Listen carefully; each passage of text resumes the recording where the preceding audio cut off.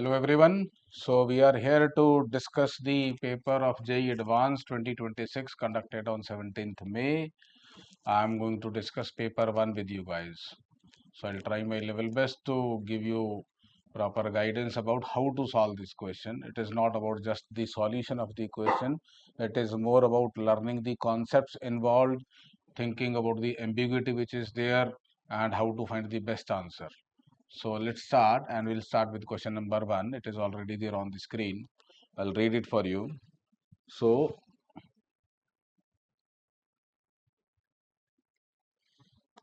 suppose we have a large disk of radius r. So this is a large disk of radius r, and there are two smaller disks, each of radius r by 50, lying on its circumference as shown in the figure. The smaller disks are initially in contact with each other and with an angular separation delta theta between their centers. So as you can see, their centers are separated by an angle delta theta. In fact, the linear distance between their centers would be roughly 2r. They are made to roll without slipping in opposite direction with constant angular velocity omega into omega. As you can see in the diagram, this one is turned counterclockwise, so it starts going in this direction. This one is turned clockwise, so it starts going in this direction. So they are made to roll without slipping. Now this is keyword is important, roll without slipping in opposite direction with constant angular velocity omega and 2 omega, while the large disk is held stationary. We have to find the time at which the smaller disk are again in contact. So this wheel moves certain point here, and this wheel also moves to some certain point here, and they again come in contact. We want to find out the time after which they come in contact with each other. So let's break the question down, understand what is the idea. So two key ideas. One of them is the rolling without slipping. So rolling without slipping means that the speed of the center of the disk can be related to its angular velocity by the formula v is equal to r omega. So for the disk which is turning counterclockwise, its speed will be r omega, and for the other disk, let's say Vc prime, and it will be going in this direction with the velocity 2r times omega. So what happens is, now look at this situation carefully. The center of the disks, they start moving in circular paths and they meet after some time. So now this question becomes something like two particles are moving in a circle. One of them is going counterclockwise, other one is going clockwise, and when they do meet each other. So we have to think of delta t, and one of the particle traverses theta 1 angle, the other particle traverses theta 2 angle. If they were actually particles, then I should have taken theta 1 plus theta 2 is equal to 2 pi. But there is a catch over here. Since these are finite size particle, I'm not going to take theta 1 plus theta 2 is equal to 2 pi. I should be thinking about that again this angle will be delta theta. So this angle turned by one of them and the angle turned by the other one, they should add up to 2 pi minus 4 theta. So theta 1 plus theta 2 should be equal to 2 pi minus 4 times delta theta. So the time would be dependent on this, and as you can see the option is either A or C. Well, I could guess after this point what should be the answer, because I can see that this one is going with speed r omega, the other one is going with 2r omega, and they are going in opposite directions. So the relative must be 3r omega, and the relative angular velocity therefore can be written as 3 omega, and the time will be has to be divided by 3 omega. So answer must be option C. So this question is interesting, and JEE has asked this kind of question earlier also. There was a question, there was a desk fixed and a coin rolled over it, and it was asked that while the coin completes one revolution, how many revolutions it completes about its own axis. So a repeat kind of a concept, and it is pretty common for JEE. They will ask from the basics, but then they will manipulate it in a different way. So this is a very nice question, just testing the basic understanding of circular motion and pure rolling. With this, let's move on to the next question. So we are here at question number 2. This is also a nice question, and this question has a lot to understand. Multiple things are there. Let's understand it deeply. So we are given a circuit that consists of a capacitor of capacitance C. We have a capacitor of capacitance C and a coil with n turns per unit length, cross sectional area S and length D. So you can see this coil is there whose length is D and cross sectional area is S. Now there is another coil of length D by 2, cross sectional area S by 2 and 2n number of turns per unit length completely inside the larger coil. So within it there is another coil. So this looks like a mutual induction kind of thing, two coaxial solenoids. Okay, the ends of this smaller coil are connected with each other by an insulating conducting wire. The self inductance of the larger coil is L. We have to neglect edge effect and all the ohmic resistance and find the resonant frequency. Now we have to neglect the edge effect and ohmic resistance. That means we have to think of like long solenoids, field can be taken as uniform. We have to find the resonant frequency, and the ends of this smaller coil are connected with each other by an insulated conducting wire. These are the key words you need to understand. And if I had simply an inductor connected with the capacitor, the frequency, resonant frequency omega is 1 by 2 pi root LC. Sorry, not 1 by 2 pi, it is 1 by root LC. And now there is a catch in it. We don't have a simple inductor. Within that inductor, another coil has been placed. If that coil were not short circuited, then there will be no current in that coil. In that case, that will not affect the inductance, and in that case, the answer would have been 1 by root LC. I expected one of the options to be that. Anyways, you are saved because there is no such option. So we have to think more. Now this coil is short circuited and we want to find out basically the effective inductance. The answer should be of the form 1 by square root of L effective times C. So we are interested in calculating the effective inductance of this. Okay, to find the effective inductance, I should think about current. So let's suppose I1 is the current in the outer inductor and I2 is the current in the inner inductor, inner coil you can say. Now if I think of L effective, so I should be thinking about the total flux through the outer inductor. I should be able to write it as L times d I1 by dt. Sorry, I should be able to write phi as L times I 1. So this is what I am interested in. But over here, when a current I1 flows in it, I2 will also flow and the flux has to be written differently. Notice this carefully. If I am interested in calculating the flux through the outer one, it will have current due to its own current and it will also have a current due to mutual inductance. It will also have a flux due to mutual inductance. So the flux due to own current or self current will be L1 times I1, and due to the current, let us say I2 in the inner coil, there must be a flux which is M times I2. That is the idea. One of the coil has a current I, then in the neighborhood if I place another coil, the flux in this coil will be dependent on this current, and the proportionality constant is the coefficient of mutual inductance M. So phi 1 will be L1 times I1 plus M times I2.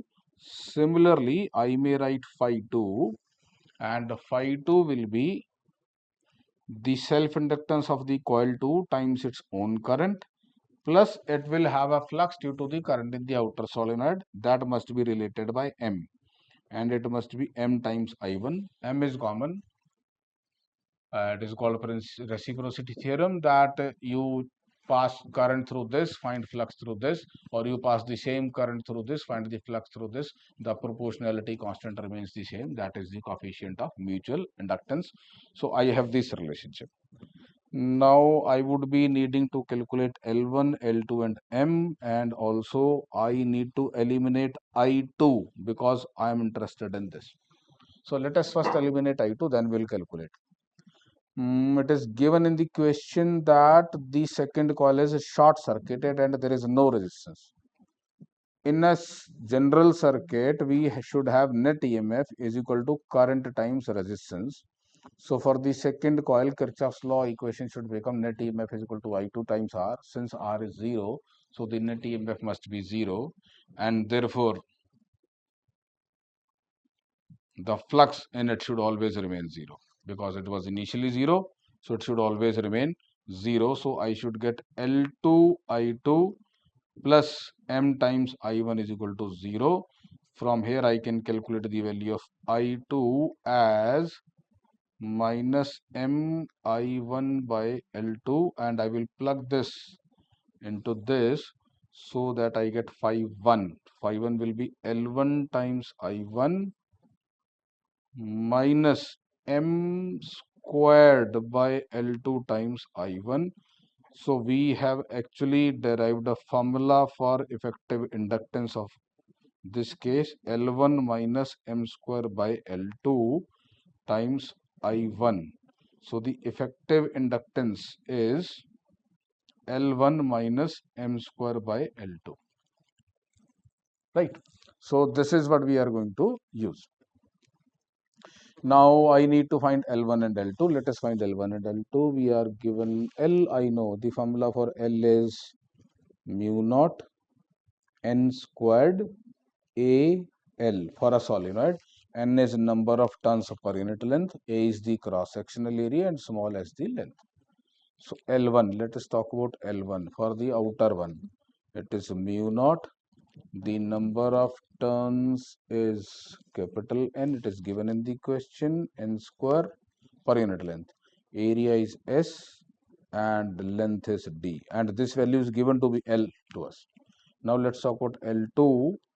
L2 will be mu naught times the number of turns, which is 2N square, times the cross-sectional area times the length. This also comes out to be L. They are trying to keep life easy for you. And now M. M will be calculated by mu naught number of turns per unit length N1, number of turns per unit length N2 into A into L, which A and L are the smaller out of the two values, both of them. So A is S by 2, L is D by 2, and N1 is N, N2 is 2N. When I plug in this value, I get M as L by 2. So if I plug in all these values, I can find L effective. So L effective will come out to be L minus L by 2 whole square by L, that is L minus L by 4, 3L by 4. So I have to plug in the value 3L by 4 in this formula, L effective. If I put 3L by 4, I should get C as my answer. So the correct answer to this question is option C. So you see, one question involving multiple concepts, calculating mutual inductance, then calculating the effective inductance, and knowing the formula for the resonance frequency of LC oscillatory circuit. That is the beauty of JEE. Okay, let's move on to the next question.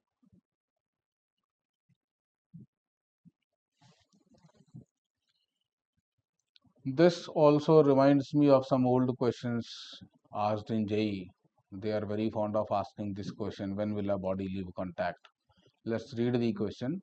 We have a solid cylinder of radius r that rolls without slipping with the center of mass speed root gr by 3 on a horizontal surface, and there is a vertical edge. So the horizontal surface terminates somewhere. G is the acceleration due to gravity. At the moment when the cylinder loses contact with the surface due to rotation around the corner, speed of the center of mass. Now this is important, due to rotation around the corner. Don't treat it like a block sliding on a surface, that if I just had a block sliding on a surface, I have a surface like this and I place a block like this and I throw it with some velocity, this flies off. This is not a situation like this. It is clearly saying due to rotation around the corner. So what happens is this object rolls, it reaches the corner and then it starts rotating about this corner. Because it is rolling without slipping, this point is instantaneously at rest. So the velocity of this point is 0, and from this point onward, this begins to move in a circular path, and somewhere in the circular path the normal contact force becomes 0 and it leaves contact. That is what we are required to solve. So I'm going to move on to the next page to solve this question.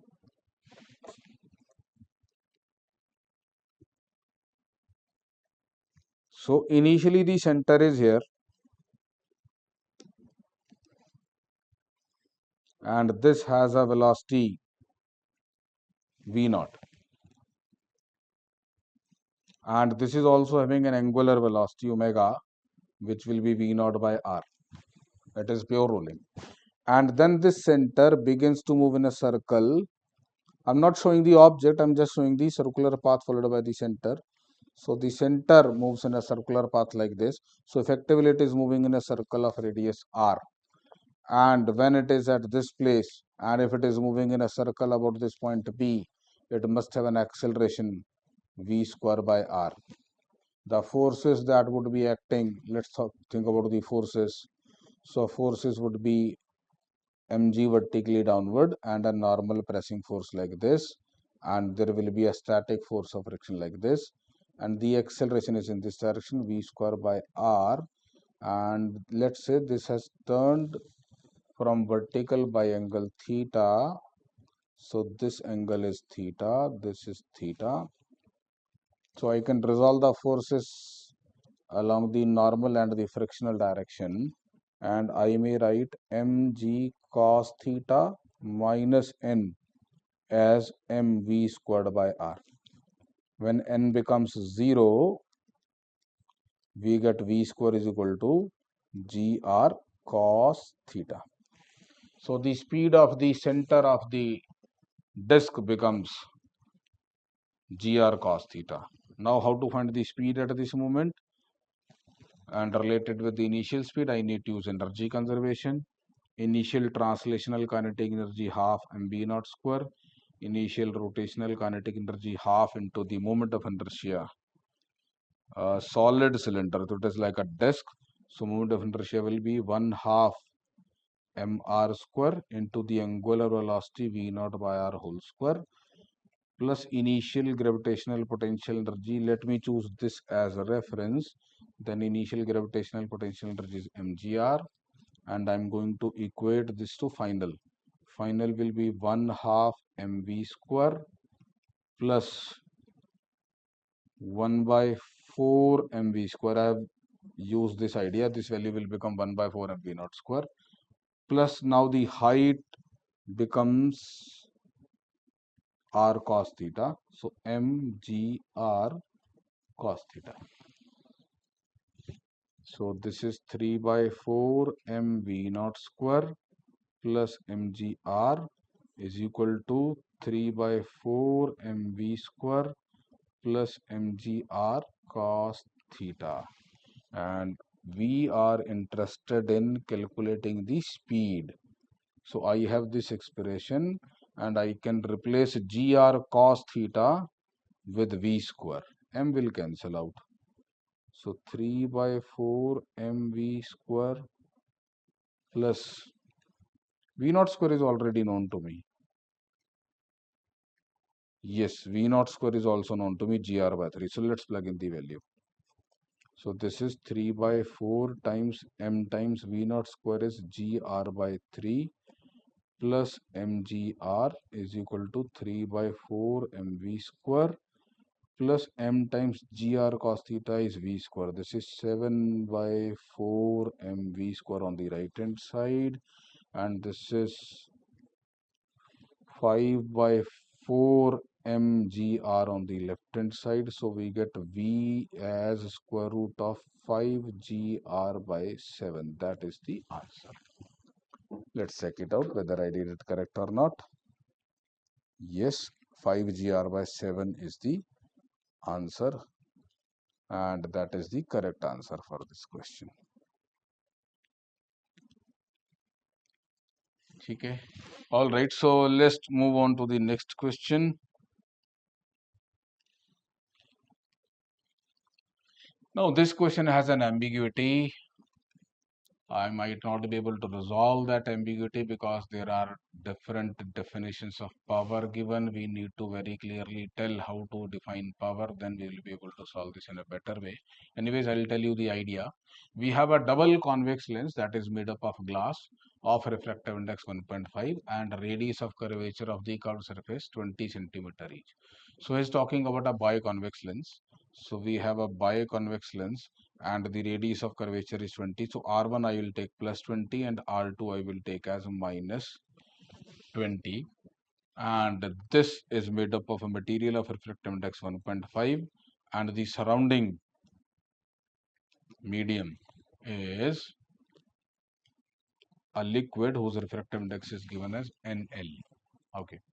The correct plot showing the variation of power in diopter as a function of NL is. So diopter is meter inverse. So I need to convert centimeter into meter carefully, and I have to think about the power. Now power is defined in different ways. Power is in the standard text defined as 1 by F, but actually there is another term which is called reduced power or vergence, and this reduced power or vergence is the refractive index of the medium divided by F. I'll make you understand both of them, not derive it. The second one can be derived easily. So for a spherical refracting surface having a refractive index mu1 on one side, mu2 on the other side, and a radius of curvature r, the vergence or the reduced power is actually mu2 minus mu1 by r. So if I have a lens like this, then I will write power as, so this is mu naught, this is mu, this is again mu naught. So I should write mu minus mu naught by R1 plus mu naught minus mu by R2. If I plug in those values, I should get a different answer. And in the standard text, power has been defined as 1 by F. Let's solve it one by one. First we'll solve it for this case. So if I solve it for this case, it will be 1.5 minus the refractive index of the liquid divided by 20 centimeter, that is 20 by 100, which is 5 in the denominator. No, not 5 in the denominator, my bad. So it is 1.5 minus NL divided by 20 centimeter. So I multiply this with 100. And then the second one is, this is R1, right? And then second one is mu naught, that is NL minus mu1 1.5 divided by R2. R2 will be minus 20 by 100. So actually these two expressions will become same. So I will get 1.5 minus n times L into 100 by 20, double of this, and this makes it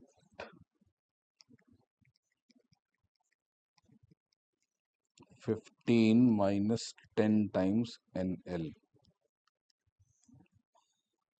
So this is a linear function of the refractive index of the surrounding medium, straight line with a negative slope, and the answer according to this is option B. So if we use this formula, then the answer is B. But there have been instances in previous papers where power has been taken as 1 by f, and in the routine textbook like NCERT it is written as 1 by f. So if I talk about power as 1 by f, so in that case I'll use Lensmaker's formula straight away. So it will be mu by mu naught minus 1 times 1 over R1 minus 1 over R2, and in that case power becomes the refractive index 1.5 upon NL minus 1 times 100 by 20 into 2. That makes it power as 15 by NL minus 10.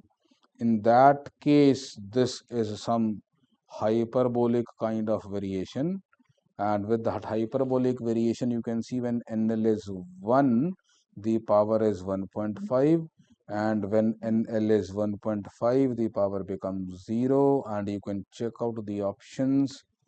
So we obviously C and D are rejected and we get option A. So if we choose power as 1 by f, we get the answer as option A. If we choose power as NL by f or vergence or the reduced power using the standard power formula of mu2 minus mu1 by r, then we get option B. I'm not sure JEE is going to accept which answer as the correct answer.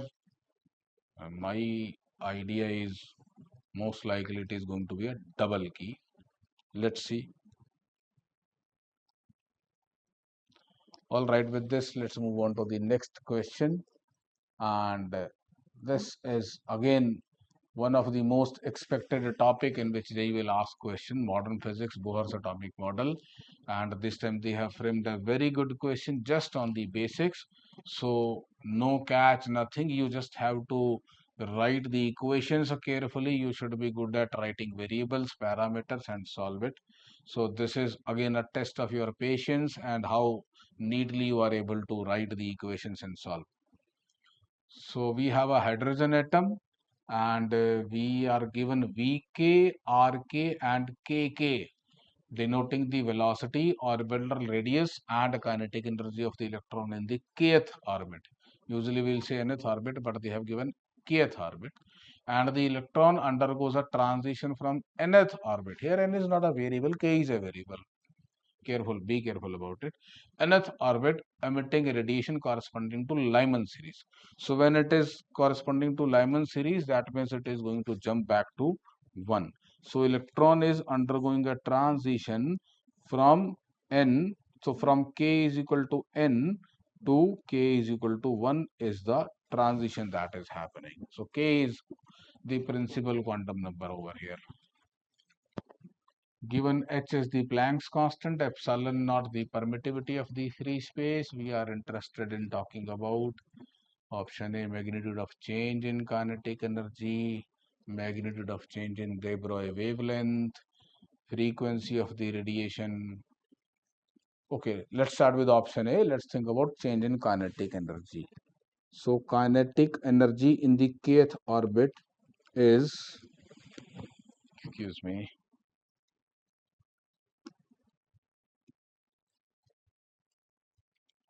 so the kinetic energy in the kth orbit is half m vk square. Also, we will have m. Bohr model means you have to use mvr is equal to nh by type pi. M vk rk is n times h by 2 pi. That is the key concept in Bohr's atomic model. You have to use it. Now, kinetic energy is half mvk, and if I look at the option, it wants me to express kinetic energy as a function of h, 4 pi, and all those things. So let's try to convert this. So I need to retain one v and I have to introduce one r. So I manipulate this. I write this as m into Vk into Vk, and this mvk can be written as nh by 2 pi r. So the kinetic energy formula becomes half times nh by 2 pi times rk times Vk. That makes it nh, not nh. My bad. I was telling you that it has to be written as k. So it must be k times h by 2 pi. So I will write over here it is k h by 2 pi. So this becomes kinetic energy in the kth orbit as k h Vk by 4 pi r k. So I can put k is equal to n and k is equal to 1 to find the change in kinetic energy, and if I put k is equal to n and k is equal to 1, I am going to get option A as the magnitude of change in kinetic energy. Okay, so let's talk about the magnitude of change in de Broglie wavelength, and this wavelength I have to write in terms of kinetic energy. Okay, ठीक है. So let's talk about this. De Broglie wavelength is lambda is equal to h over m vk in the kth orbit, and I have to express this in terms of kinetic energy, purely kinetic energy, and also h into pi. Let's look at the option. E square by 4 epsilon naught times 1 by kn minus 1 by k1. So I have to convert this into E and all those things. Okay, I got the idea. So let's talk about kinetic energy. Kinetic energy के लिए I'll start again. So kinetic energy in the kth orbit is half m vk squared, which can also be written as half m. Now we also know that m vk times rk is equal to k times h by 2 pi, and I can use this. Okay, so kinetic energy, I'll replace Vk with K h by 2 pi m times Rk. So I will get kinetic energy in the kth orbit as K h upon 4, okay, squared, K squared h squared by 8 pi squared m times Rk squared.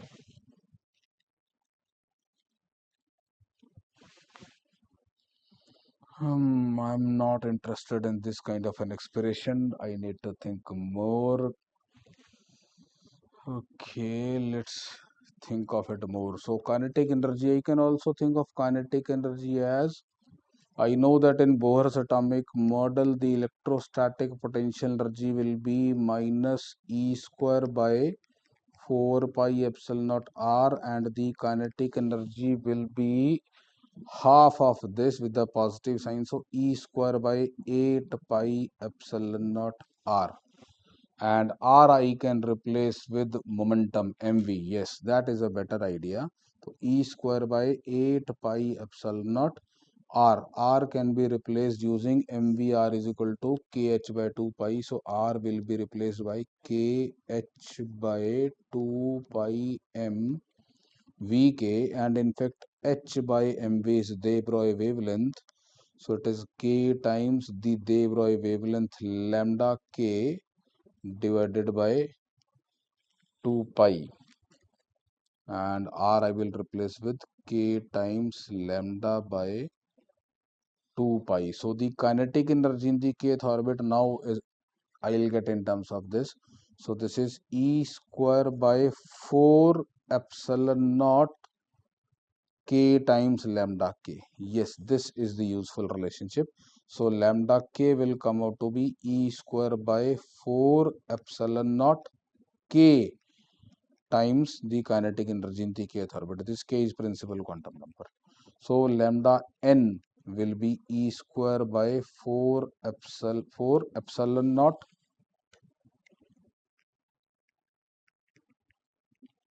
n times kn, and lambda 1 will be E square by 4 epsilon naught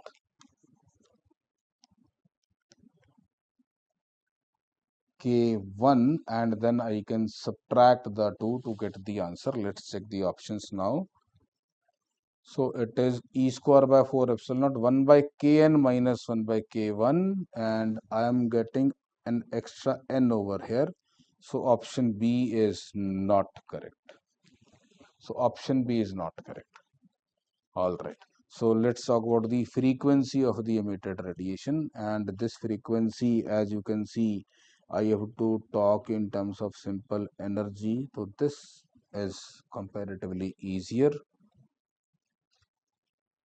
So H times F will be equal to the total energy in the n value minus the total energy in the first value. Electron will lose energy, and total energy is negative of the kinetic energy or half of the potential energy. Potential energy is minus E square by 4 pi epsilon naught r. So this becomes minus E square by 8 pi epsilon naught r. So this is Rn. Yes. So the difference of these two divided by H. The difference of these two divided by H, and that is the option C. So option C is the correct answer. So we get option C as the correct answer. Now let's talk about option D. So in option D, we are interested in calculating magnitude of change in total energy. We just calculated the magnitude of change in total energy. Okay, now he's asking in terms of V and R. So I need to manipulate this again, H by 2 pi. I think from there I can do this. Option A. In option A, we calculated the magnitude of change in kinetic energy. And I think magnitude of change in total energy should also be this, because I know the total energy is nothing but a negative of kinetic energy. So if the kinetic energy is half mv square, the total energy in Bohr's orbit comes out to be minus half mv square. So this should have matched with option A, but we got a 4 pi over here, but we are getting only a 2 pi over here. So this is not correct. So the correct answer is A and C for this question. All right. So we have done 5 questions. JEE will grill you like this. So much of calculations in one paper. Anyways, next question. A particle is thrown with the speed v from a point O at an angle theta. This looks an easy question to me. Projectile motion. I am good at projectile. So it is thrown with speed v at an angle theta, so that it passes through point P at a height of 1 meter, horizontal distance 5 meter. Acceleration is g meter per second square. Then we have to find the correct statement. So this looks like a question of trajectory to me. So I can choose the point of projection as 0, 0. So if I choose this as 0, 0, this is 0, 0, then this point has a coordinate 5, 1. So let's apply y is equal to x tan theta minus g x squared by 2u squared cos squared theta. So we'll put y as 1, x is 5 times tan theta minus g times 5 squared 25 upon 2 v squared times cos squared theta. Okay, so I have to check if theta is 45, then v is 5 root g by 2. So put theta is equal to 45. Y is equal to 5 times 1 minus g into 25 by cos square 45, 1 by 2, this will cancel by v square. So 5 minus 1, 4. So 25g by v square is equal to 4. 25g by v square is equal to 4. So v square is equal to 25g by 4. So root of this. So root of 25g by 4. Yes, that is the answer, 5 by 2 root g. So option A is correct. Now, if theta is 45 degree, the particle reaches its maximum height before it reaches P. So, if theta is 45, it is already given that it passes through P, then we know that the speed is this. And now you want to find out whether it reaches its maximum height before it reaches P. So, if it reaches its maximum height before it reaches P, then P must lie somewhere here in the trajectory. And therefore, the range by 2 must be less than 5. So r by 2 must be less than 5. R should be less than 10. I need to check for this. Let's plug in the formula. Remember formula for R? R is V square sine square theta by 2g. V square I calculated 25g by 4. Sine square theta is 1 by 2. Sorry, this is not R. My bad. This is how you lose marks in JEE Advanced. Range is u square sine 2 theta by g, that is 25g by 4 into sine 2 theta becomes 90 by g. So range is 25 by 4, which is something like 6.25. So the range is 6.25, and clearly this range is less than 10. That is what we wanted. Yes. So if theta is 45, the particle reaches its maximum height before it reaches P. Okay. Now if theta is 30 degree, particle reaches its maximum height after reaching P. So I have to find for theta V also. So I'll have to plug in the values of theta and validate whether this is correct or not. So again, y is equal to x tan theta minus g x square by 2u square cos square theta. First I put theta is equal to 30 y1 x5 to find speed. So 1 is equal to 5 times tan 30 is 1 by root 3 minus g times 25 upon 2 into v square into cos square 30, that is 3 by 4. So I get 1 is equal to 5 by root 3 minus,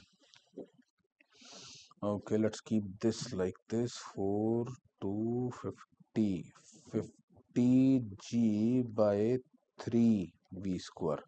So I get 50g by 3 v square is equal to 5 by root 3 minus 1. So that gives you v square by g as 50 by 3 into root 3 upon 5 minus root 3. Okay, some problem. ये screen change हो गया, देखो जरा.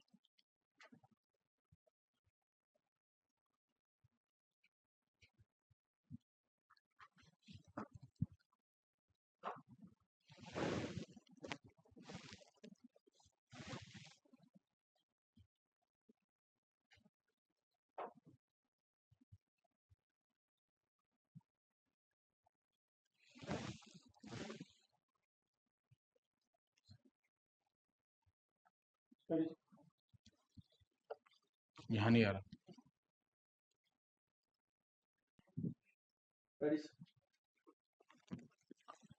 So let's talk about the question number 6. So this is based on projectile motion. Let me read the question for you. A particle is thrown with the speed v from a point O at an angle theta above horizontal plane such that it passes through a point P at a height 1 meter, horizontal distance of 5 meter. So we are given a point which has been projected from point O, and it is going to move like a parabolic trajectory and pass through a point P. So I feel like I need to write equation of trajectory. Anyways, let me read it first. So if the acceleration due to gravity is g meter per second square, I need to find the correct statement. So it is asking that if the angle of projection theta is 45 degree, then the speed is this. Okay. Then if theta is 45 degree, the particle reaches its maximum height before it reaches point P. Then if theta is equal to 30 degree, the particle reaches its maximum height after reaching P. So I have to like validate whether the point P is beyond the maximum height. That means 5 meter is more than r by 2 or less than r by 2. These are the things I need to test for it. And also for theta is equal to tan inverse 1 by 5. So again I have to check multiple things. So let's try with first one. So the equation of the trajectory I will write y equal to x tan theta minus g x squared by 2u squared cos squared theta, and I'll choose the point of projection as 0 0, horizontal as x-axis and vertical as y-axis. The coordinate of point P will become 5 comma 1. So x is 5 and y is 1 in this. So let's put the values. So I'll get 1 is equal to 5 tan theta minus g times 5 squared by 2 times u squared cos squared theta. So I'll check for theta is equal to 45 degree first. So if I put theta is equal to 45, I will get 1 is equal to 5 times 1 minus g into 25 by 2 times u squared or v squared. Cos square 45 will be 1 by 2. So that gives you 1 is equal to 5 minus 25 by 25g by v square. That gives you 25g by v square is equal to 5 minus 1, 4, or v square is equal to 25g by 4. That is v is equal to 5 by 2 root g, which is correct. So option A is correct. And now let's talk about option D also. So option D is if theta is tan inverse 1 by 5. Tan inverse 1 by 5 is an interesting angle here. It is like this angle is tan inverse 1 by 5. So if I throw directly towards that particle point P, it will never cross that point. So D is for sure wrong. So now I have to verify for option B and option C. Now option B says that if theta is 45 degree, particle reaches its maximum height before it reaches P. So if it reaches its maximum height before it reaches P, that means the point P should lie somewhere here in the trajectory, and therefore this r by 2 should be less than 5. So r by 2 should be less than 5. So I have to check whether r is less than 10 or not. And same thing I have to do for theta is equal to 30 degree. But I need to find speed also. Lengthy question. Okay, let's work on it. So for theta is equal to 45 degree, speed we calculated as 525 by 4 g v square, 25 by 4 g. Okay. So now range is v squared sine 2 theta by g, which is 25 by 4 g into sine 2 theta will be 1 because theta is 45.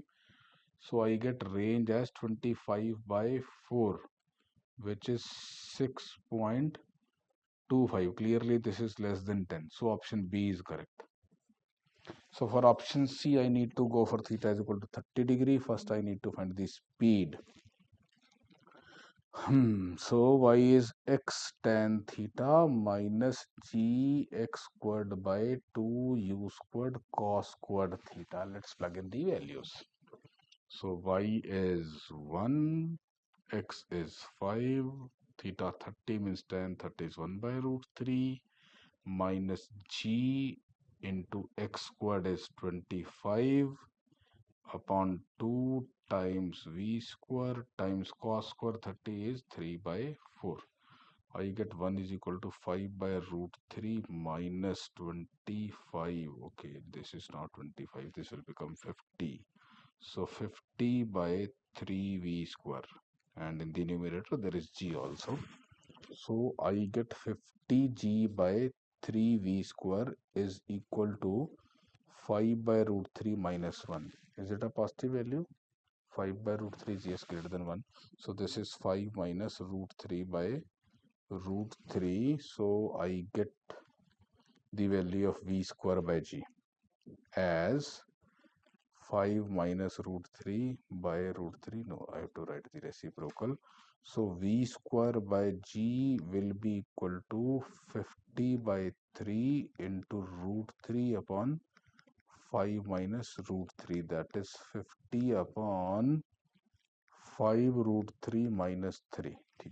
I will plug in this value. Now I have to check for range. Range is V square sine 2 theta by G. So the range will be V square. V square is 50 by 5 root 3 minus 3.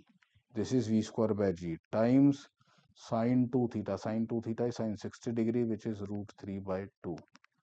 Okay, so this is 25 into root 3 upon 5 root 3 minus 3. And we want to find out the condition that particle reaches its maximum height after reaching P. So I need to check if R is greater than 10 or less than 10. So I need to check whether this value is more than 10 or not. If this is more than 10, then answer is C also. Okay, let's estimate this value. 25 into root 3. Let's take root 3 common from here. It will cancel. So 25 upon 5 minus root 3. That's it, na? 25 into root 3 upon 5 root 3 minus 3. I have taken root 3 common, it goes. So 5 minus root 3. So 25 upon root 3 is 1.732. So 5 minus 1.732, this will be 2. Okay, so 5 minus 1.732, 514, 3 point, then it will be 268.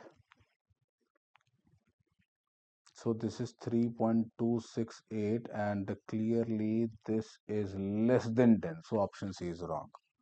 So option C is wrong. Great. So that finishes question number 6. Exhaustive. Anyways, let's go to question number 7. Okay, 7 is thermodynamics. A quasi-static cycle of a monatomic ideal gas, degrees of freedom 3. Then we have isothermal process AB. Okay, this is isothermal. This one is isothermal. Then we have an adiabatic process, and then okay, so the cycle has heat input Q in. So obviously the heat input will be here in the expansion, because here Q is 0, and this must be the point where heat is being rejected. Okay, okay. The question looks like difficult one. Efficiency defined as this: Q in minus Q out, ln 2 values given. Okay, let's read the options first. If V2 by V1 is 8, heat released in process BC is smaller than the heat absorbed in the process AB. So I have to compare. In this complete process ABC, the net work done is greater than 0. So the Q net must also be greater than 0, because there is no change in internal energy for the cyclic process. I can see this process. So this is expansion positive work, 0 work, negative work, positive work is more. So W is greater than 0, hence net Q has to be greater than 0. So Q in minus Q out has to be greater than 0. So Q in will be greater than Q out, and it will be independent of this ratio V2 by V1. It just depend on this clockwise nature. So option A is correct. Okay. Now for a given value of V2 by V1, the efficiency does not depend on the temperature of the isothermal process. For that matter, I need to find the efficiency. Efficiency will be, I need to write Q in, I need to write Q out, and efficiency will be 1 minus Q out by Q in. Now Q in is the for the thermal isothermal process, which will be nRT. T is the temperature of the isothermal process. Okay, ln of V2 by V1. And Q out will be in the process BC. What kind of a process is BC? Isochoric process. An isochoric process, the heat rejected will be minus NCV delta T. Heat will be NCV delta T. Rejected will be minus NCV delta T. So let's write this heat rejected Q out as minus N is number of moles, let it be N only. Cv is 3R by 2 and delta T will be Tc minus Tb. Okay, Tb though I know which is T, but Tc I don't know. But I can relate Tc with Tb or Ta because I know I know that AB is an isothermal process, AC is adiabatic. So let's go for the adiabatic process. For the adiabatic process, we will have TV raised for gamma minus 1 is equal to constant. So temperature at A, which is again the same temperature T, which is B, times V1 power gamma minus 1. Gamma will be, gamma is 1 plus 2 by F. 2 by 3, 5 by 3. So 5 by 3 minus 1 is 2 by 3 is equal to the temperature at C, which is Tc, into the volume V2 power 2 by 3. So Tc can be represented as T1 times V1 by V2 power 2 by 3. So Q out I will be able to calculate. This will be minus 3 by 2 nr into, I will put Tc in terms of T1 and Tb is also T. So this becomes T into 1 minus, not 1 minus. Okay, let's adjust this minus sign. 1 minus V1 by V2 power 2 by 3. And if I fit in the value in efficiency, efficiency is 1 minus Q out by Q in. Now if you see Q out, I have calculated this and Q in is this. When I divide the two, this nRT term will cancel out. If the nRT term will cancel out, then it becomes independent of the temperature. So B is also correct. Right. And if V2 by V1 is 8, temperature at A is 4 times temperature at C. That is already there, this relationship. Let us validate this. So temperature at A is T1.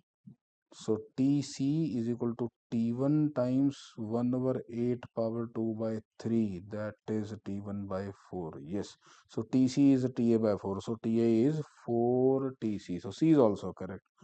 And if V2 by V1 is 8, pressure at A is 4 times pressure at B. A and B. A and B, so we can have P1 V1 is equal to P2 V2. Na? So pressure ratio must be inverse ratio of the volume. So it should be factor of 8, not 2. So D is not correct. So answer is A, B and C. Good. So let's move on to the next question. Looking at this, I feel like my life is going to become a bit easy now. The electric field associated with an electromagnetic wave traveling in vacuum is given by E naught sine of 3y plus 4z plus omega t I cap, where omega is the angular frequency. We have to check the correct statement. Wave is traveling in this direction, so I need to find the direction. I need to find the wave vector, omega, and the magnetic field. All right. So the electric field is given as sine of 3y plus 4z plus omega t I cap. Okay. Yes. So electric field is in I cap direction. And wave is traveling in. For that matter, we should think of the equation as E vector is equal to E vector is equal to E naught sine of omega t plus or minus k dot r. Then k gives the direction. So you think of this term, you can write this as 3j cap plus 4k cap dot r, that is xi cap plus yj cap plus zk cap. So this k dot r, this becomes 3y plus 4z. So clearly the k vector, the propagation vector is 3j cap plus 4k cap. And the standard equation is minus k dot r. So if it is minus k dot r, then the wave is going in the k cap direction. So k dot r over here is negative of this, so k should be negative of this. So the propagation vector is minus 3j cap plus 4k cap. So the direction is minus 3j cap plus 4k cap divided by 5, the magnitude of this vector. So option A is correct. Now the magnitude of the wave vector, clearly magnitude of the wave vector is 5, which is not matching, so this is not correct. Magnitude of omega. So this speed, okay, wave is traveling in vacuum and c is given to me, so omega by k is the speed of light. So omega is c times k. So 3 into 10 raised to power 8 into k is 5, that is 1.5 times 10 to the power 9. So c is also correct. Now the magnetic field. Magnetic field I have to verify. Magnetic field is E naught by C sine of 3y plus 4z plus omega t times 4j minus 3k. So I have to check the direction of the magnetic field vector. And the magnetic field vector should be traveling. Okay, first of all, one important thing which I can notice is the amplitude of magnetic field should be equal to amplitude of electric field divided by C. That I know, C is E by B. So B naught must be equal to E naught by C. So first of all, except this term, the rest of the term should have B naught, which is not here. So this must be wrong. And if they had divided by 5, then I needed to check further. But right now, this itself is not matching. So option D is not correct. So answer is A and C. Good. Okay, let's go on to the next question.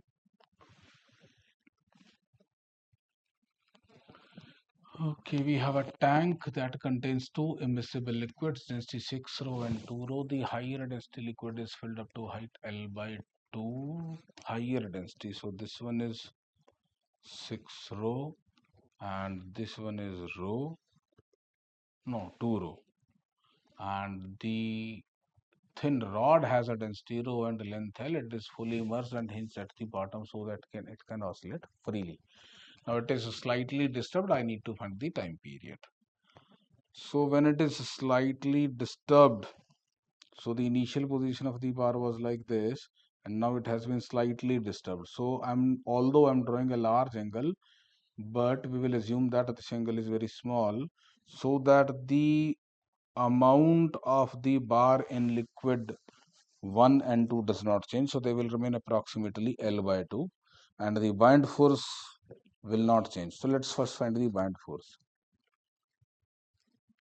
Okay, so the bar will have a mass m that will be equal to cross-sectional area into L into G, that is mg value, rho ALG, right?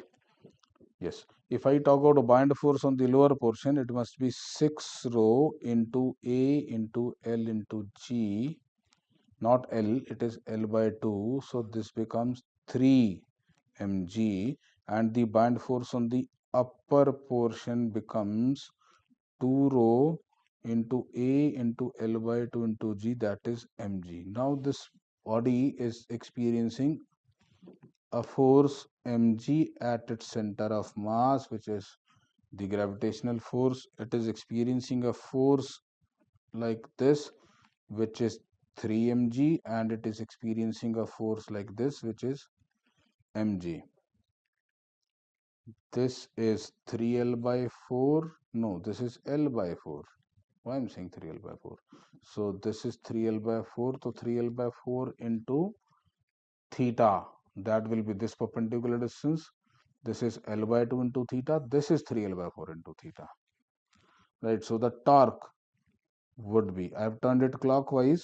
So mg, the gravity torque will be mg into L by 2 theta minus, due to this mg, it will be mg into 3L by 4 times theta, and due to this 3 mg, it will be minus 3 mg into L by 4 times theta.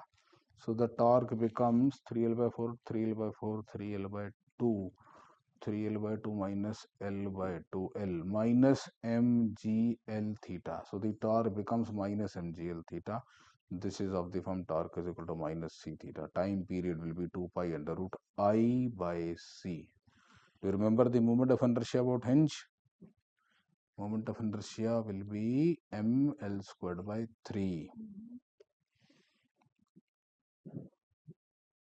Did I press something bad?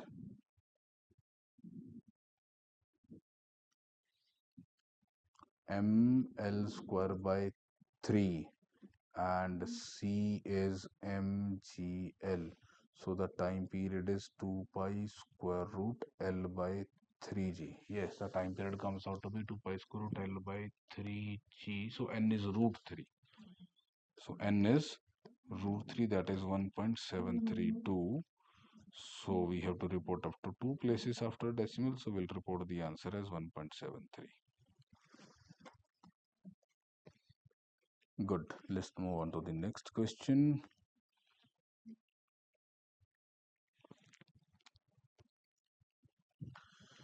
Okay, here is another question from thermodynamics as shown in the figure. 5 Carnot engines, each with efficiency eta and same number of cycles per unit time, are operating between 6 heat reservoirs. The amount of heat released per cycle by one engine is completely absorbed by the next engine. Okay, so this Q1 goes to the other one. ठीक है. And W is the amount of total work done by all the engines.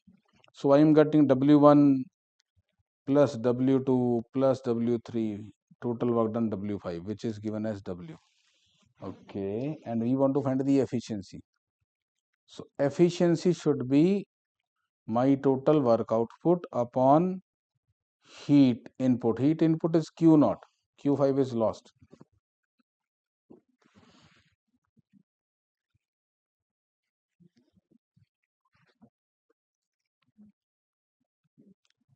I think there is some information missing. I also have the question paper with me. Let me read it from there.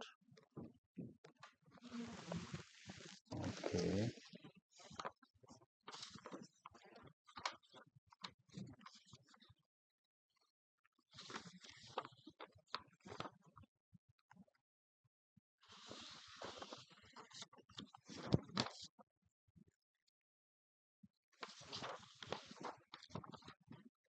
Yes, one line is missing. It is written net efficiency of the system is found to be 211 by 243. This is given to be 211 by 243. We have to find eta. What is eta? As shown in the figure, 5 Carnot cycle, each with efficiency eta. Okay, so net efficiency is given to be 200 by 243 and I have to find the efficiency of each individual one. All right, so let's say eta is the efficiency. So if Q0 is the heat absorbed, then eta times Q0 is the work output, and therefore heat rejected will be Q0 minus eta times Q0, that is 1 minus eta times Q0. So the heat rejected will be 1 minus eta times Q0. This is Q1. And then Q2 will be Q1 times 1 minus eta. and therefore it will be 1 minus eta square times q naught. Similarly, I can find q3, then q4 and q5. So q5 finally will be 1 minus eta whole power 5 times q naught. Right, now efficiency. Efficiency is W upon Q naught. W will be Q naught minus Q5 upon Q naught. This efficiency is given to be 211 by 243, and this is equal to 1 minus eta power 5. Great. So I get 1 minus eta power 5 is equal to 1 minus 211 by 243. Take the LCM. 243 minus 1132. That looks a nice number because I have fifth power over here. So I get 1 minus eta as this is 2 raised to power 5 and this is 3 raised to power 5. So this is 2 by 3. So eta comes out to be 1 by 3, that is 0.33. So the answer to this question is 0.33.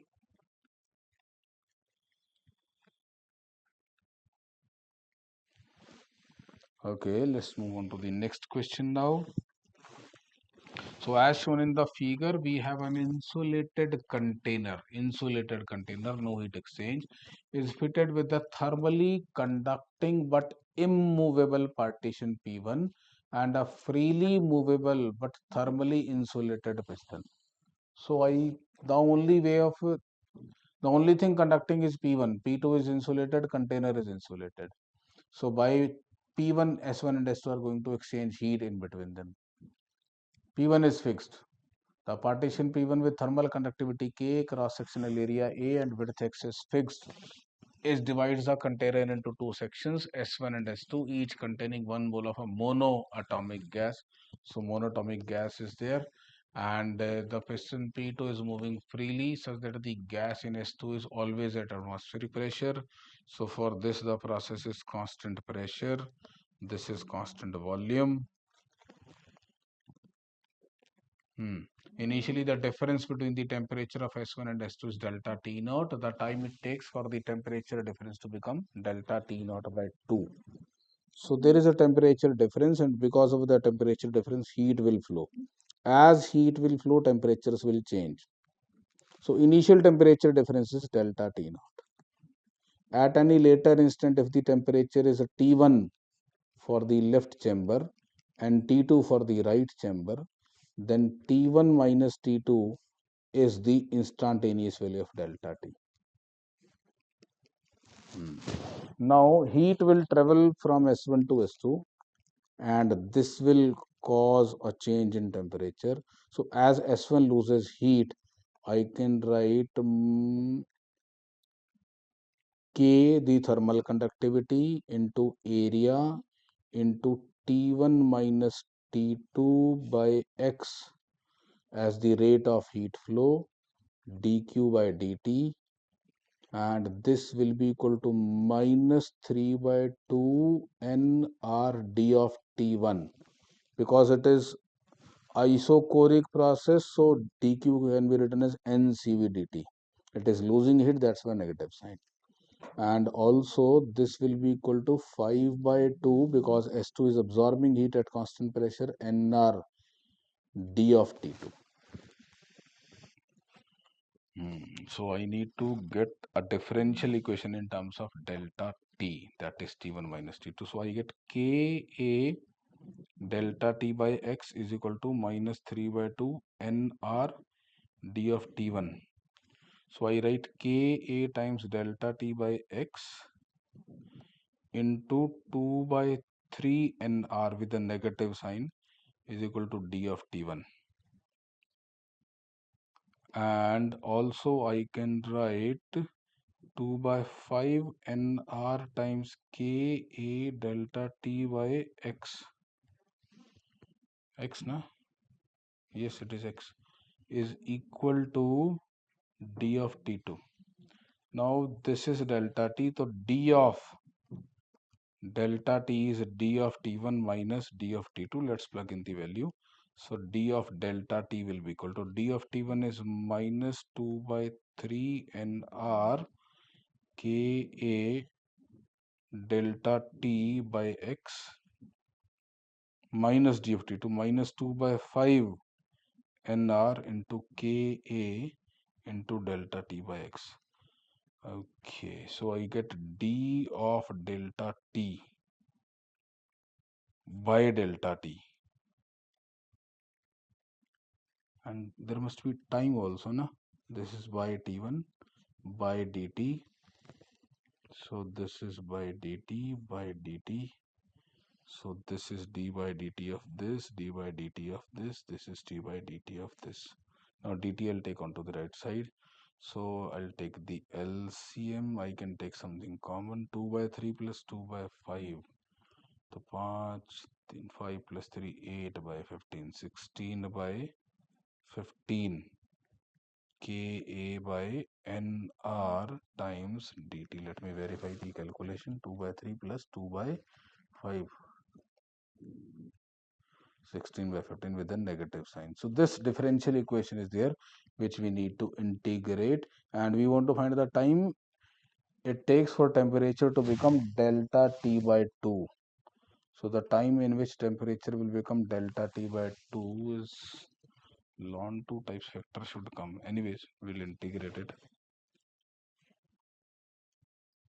So I got d of delta T by delta T as minus 16 by 15 Ka by Nr times dt. Let me check whether it correct or not.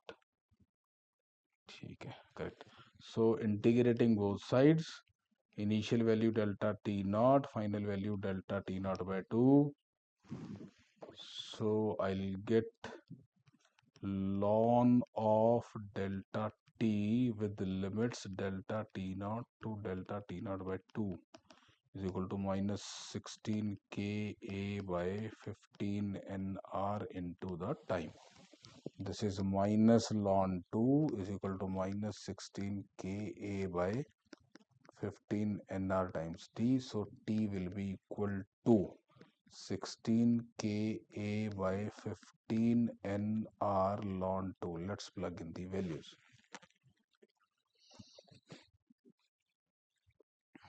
Okay, Nxr by Ka. Time is N times Xr by Ka.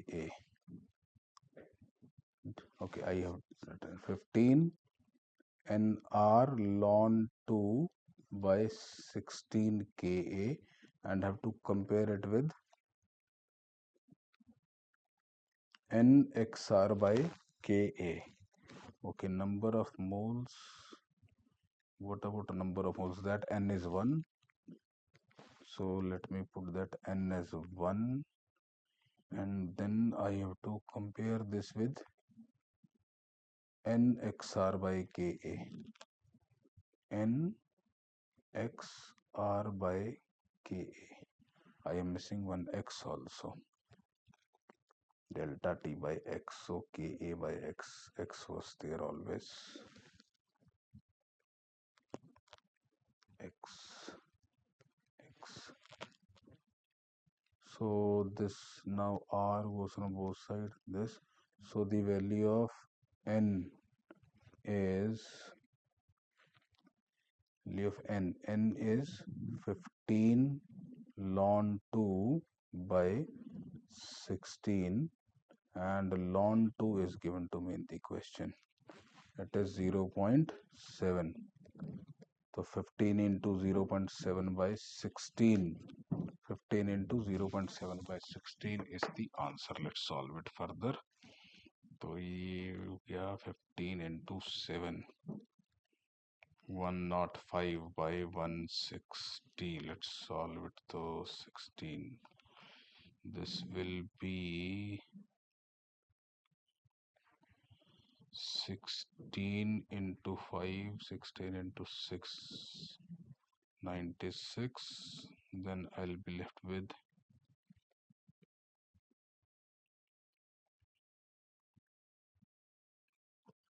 I'm not able to solve it. 105 by 160. So 16 से divide करते हैं. 16. Now I'm left with 9. So 9 means 16 fives are 80. Then I'll be left with 10, again 6. So this is 0.656 I will get approximately. So there must be some range. I can mark it as 0.66 as the answer. So answer is 0.66. So that gives me the answer for this question.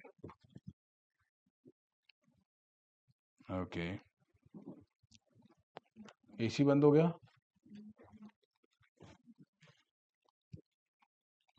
गर्मी लग रही है.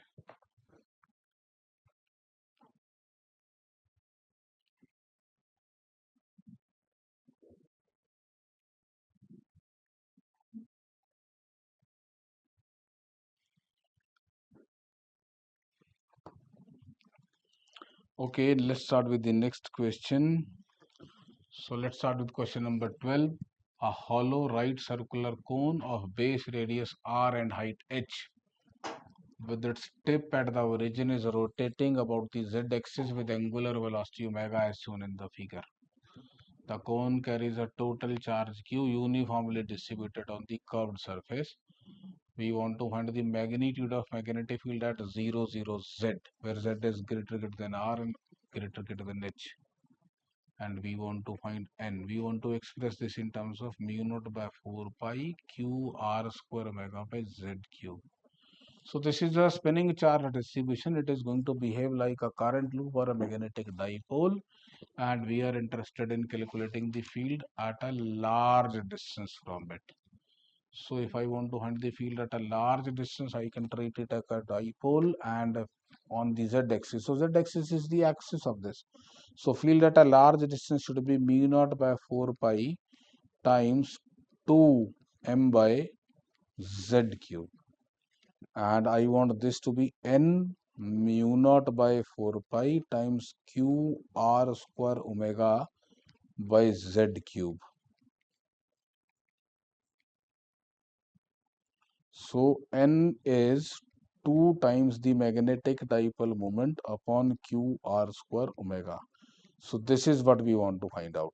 So this question is not about calculating magnetic field, it is about calculating the magnetic dipole moment. For a uniform distribution of charge, the magnetic dipole moment can be easily related to angular momentum as q by 2m, and angular momentum can be written as I omega, and for this cone, I about this axis is as good as the moment of inertia of a disk. So if this is r, then I may be written as mass m into r square by 2. So I'll plug in the value. M by L is equal to Q by 2m. So m will be Q by 2 since L. L is I omega. I is m r square by 2 times omega. So the magnetic dipole moment is Q omega r square by 4. If I put m as q omega r square by 4, so I'll be left with 1 by 4. So n is 1 by 2, that is 0.5. So the answer to this question is 0.5. Finally, I got a question which I could solve fast. So the value of n is 0.5. That's great. Okay, let's go on to the next question. This question is again going to bring challenges for us because this question is having a lot of tricky data and calculation. Anyways, we'll solve it. List 1 shows 4 configurations made of straight and semicircular narrow tubes containing air.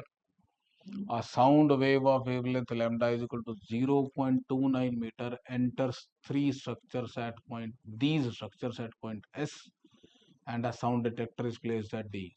So this is about interference. One of the wave goes from path 1, other one goes from path 2, and we have to find the path difference, and that path difference we are going to equate it to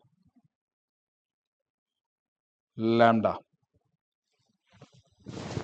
A sound wave of wavelength lambda is equal to 0.29 enters this, and list 2 contains possible smallest value of L for which the detector records maximum amplitude. So path difference should be equal to n lambda. We will see whether I have to take n as 1 or not.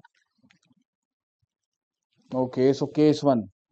In case 1, path difference, one of the wave travels pi r, pi times r. R is L by 2 and the other wave travels L, and this must be equal to n lambda. So pi times L by 2 minus L is equal to n lambda. That gives you L is equal to n times lambda upon pi by 2 minus 1. I want minimum, so take n as 1. So this is 0.29 divided by pi by 2 minus 1. Pi by 2 minus 1, 3.14 minus 1, 2.14. I have to solve it. So let's do it this way. So it is lambda is 0.29 and pi I will take 22 by 7. So this is 11 by 7 minus 1. This is 0.29. 11 minus 7 is 4 into 7. And this will make it somewhere around 0.7, 0.7, slightly more than 0.7. So this will be slightly more than 0.49. So the best possible match over here is 0.51 meter. So P matches with 3. Okay, let's go to the second case. This looks easier. One of the path is L and the other one is 0.5 L vertical, another 0.5 L vertical. That makes it L and L 2L. So 2L minus L is the path difference, and this must be equal to n times lambda, which is 0.29. So L is 0.29. So this makes it fourth option. Q goes with 4. Then let's go for the third case. In third case, the path difference is, okay, this L and this L will balance. So the only path difference is that semicircle. Is it a semicircle? Yes, it looks like a semicircle of radius L root 2.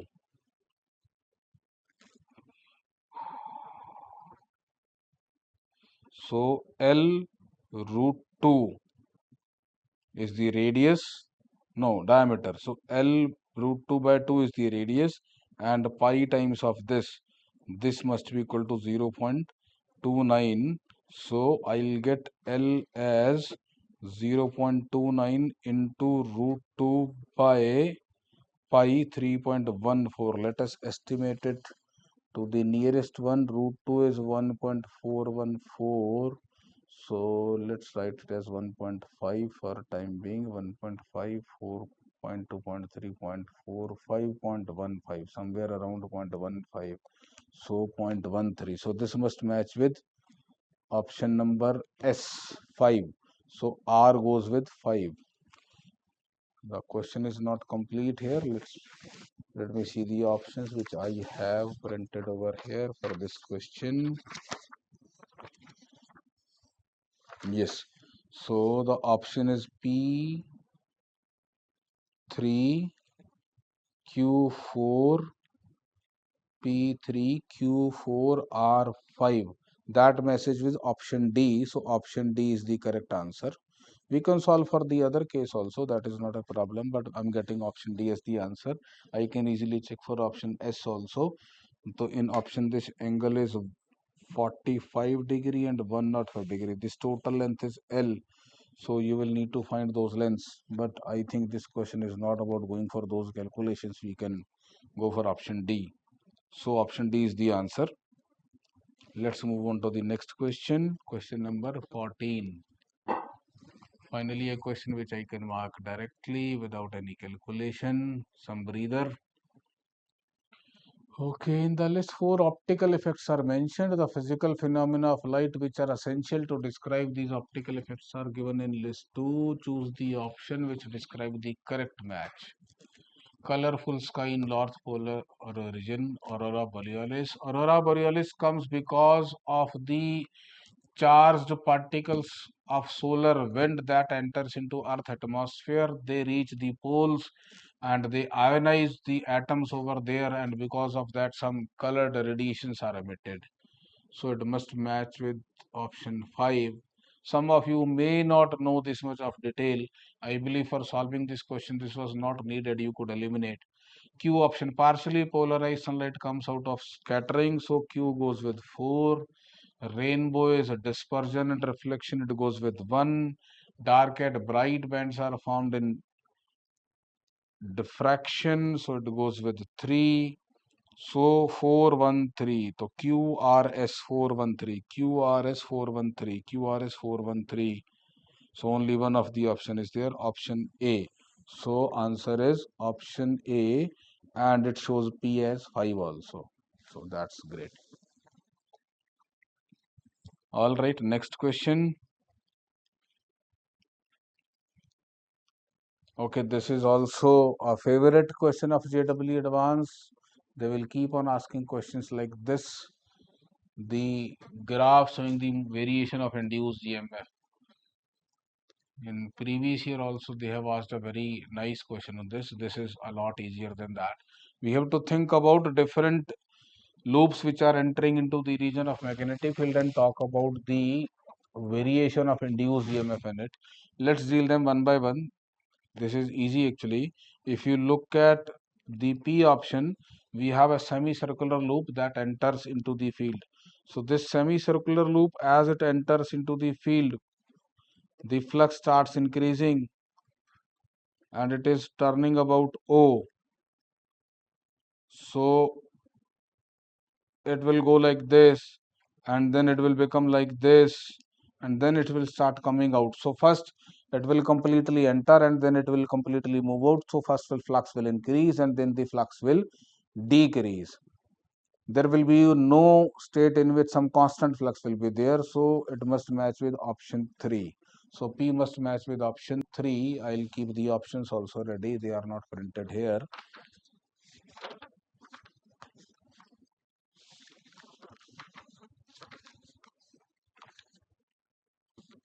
Okay, this is a question here and I have the options also. I will match it up. So P goes with 3. Then let's talk about Q. So Q, this angle is 60 degree and this must be 60 again, 60 again. So when it turns by 60 degree, flux increases. After that, for next 60 degree, there is no change in flux. And then for another 60 degree, the flux will again increase, and then this would have entered completely into the magnetic field. So increasing, then constant, then increasing means the sign will remain same, but it will be having a break. So clearly graph 2 shows this, that we have a certain current, then current is 0, then again same sense of current, then the current reverses direction. So 3 and 2. 3 and 2, there are two options like this, so I need to solve further also. Okay, we'll solve it. So R is just a loop of 60 degree. So for 60 degree, it will have increasing flux. For another 120 degree, there will be zero flux, and then there will be decreasing flux. So increasing flux, then for 120 degree, there will be decreasing flux. So which one is that? And I think that is option 1. So 3, 2, 1, that gives me the answer. S must be 4 because of the options that I have in front of me, but still we can verify it. In the option S, you can see that right now when it is moving, there is no change in flux. So it is like this. So as it goes like this, and it goes like this, there is no change in flux. Then this portion starts coming out, this portion starts going in. So the decrease in flux is compensated by an equal amount of increase in flux. So there is no change in flux. So it must match with option 4. That was not that tough. Matrix match, we could solve for 3 options and find the answer. Okay, that brings us to the last question of this paper. The paper is lengthy and exhaustive. As I've seen the feedback from the students, many of the students were not able to manage time, but those who were good at physics, they are actually getting high scores because they could save time in physics and they could devote it to other subjects also. So the final question, list one shows four planar structures made of uniform solid rods, each of mass m and length L. Okay, all the four cases have rods having length L and mass m. Fine. And we are giving some tilted axis and we want to find. So the most important point over here is, if I have a bar like this and I want to find the moment of inertia about an axis like this, such that bar makes an angle theta, bar mass is m, length is L, then bar's length projected perpendicular to it will be L sine theta, and moment of inertia about this axis will be ml square sine square theta by 3. This is the key formula, and in all parts you have to use this. Apart from that also, there is some interesting thing that I would like to tell you here. Let's talk about question number option P. In option P, I am interested in calculating the moment of inertia about this inclined axis. And if you see that this is 45, this is 45, so if I write m into L sine 45 squared by 3 and double of this, answer will be simply ml square by 3. So this was one of the easiest part, ml square by 3, so it matches with option 5. Okay, let's solve for some other easy part. S option. If we solve for S option, it must be twice of m into L sine 30 squared by 3. So that makes it 2 into m into L square by 4 into 3. So ml square by 6. So this matches with 2. Does that help? P5S2, P5S2, P5 S2. Array, I'm looking. Here are the options. Sorry. P5 and S2. P5, S2 is there in option A and option B. Okay. So Q and R I need to check. R is also same in both of them. So let's go for solve for Q now. So Q will help me find the answer. So if I talk about Q, then it will be about this axis. So for one of the bars, it is m into L sine 60 whole squared by 3, double of this for two bars. And for this bar, it is all the particles at the same distance, and that same distance is L sine 60, L root 3 by 2. So for this, it is m into L sine 60 squared. So the final answer must be ml square sine 60 is root 3 by 2. So 3 squared 9 by 4, 9 by 2, 9 by 6 plus m into L square into 3 by 4. And this is 3 3s are 9, 3 2s are 6. So 6 by 4, 9 by 4. Is there an option like this, or I did some calculation mistake? I'll have to check it carefully. Let me solve for option Q carefully. So this is like this. So for this one, it is 60 degree. So m into L sine 60 whole squared by 3, double of this. And for this bar, it is this perpendicular distance, which is again L sine 60. So this is m into L sine 60 squared. So 2 by 3, so 5 by 3 times m into L sine 60 squared. So 5 by 3 into m into 3 by 4. So 5 by 4 ml square must be the answer. 5 by 4 ml square. Do we have any option like 5 by 4 ml square? Yes, it is 1. So 1 for this. So 5, 1, 2. 5, 1 and S2. Option A is the correct answer. P5, Q1 and S2. Great.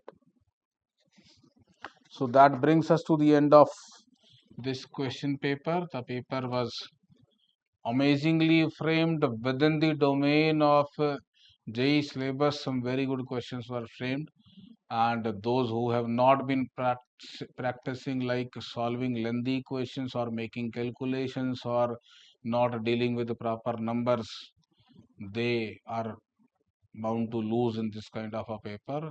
Whereas a student who has done rigorous practice of solving the questions rigorously to the end and finding the answers, doing proper arithmetic, they definitely will have an edge in this question.